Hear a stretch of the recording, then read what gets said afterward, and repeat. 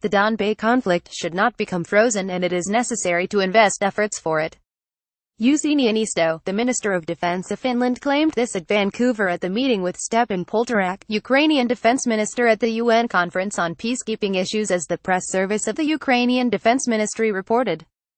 Poltorak told about the situation in the east of Ukraine and principles that can be the basis of the successful UN peacekeeping mission. Niinistö assured the Ukrainian minister on the readiness to cooperate. "We should do everything necessary to not allow freezing the conflict in this region. The possible variant of peacekeeping is the Minsk agreements, and all sides of the conflict should stick to them and restrain themselves from the aggression towards the civilians. We are ready to cooperate with Ukraine for opinion exchange, and we will discuss all these issues more detailed during the visit to Helsinki in the beginning of 2018, Niinistö said. Also, Belarus expressed the readiness to send its peacekeepers to Donbas. A few months ago, Russian President Vladimir Putin agreed with the idea of introducing UN peacekeepers to the occupied part of the Ukrainian Donbas.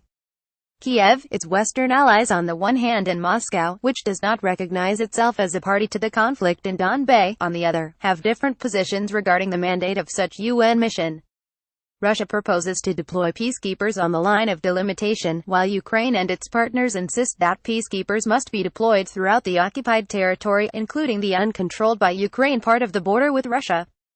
As it was reported earlier, Kurt Volker, the U.S. Special Envoy to Ukraine, and Vladislav Surkov, the counselor of Russian President, discussed all topical issues on the settlement of the Donbas conflict, including the issue of the UN peacekeepers in Belgrade on November 13.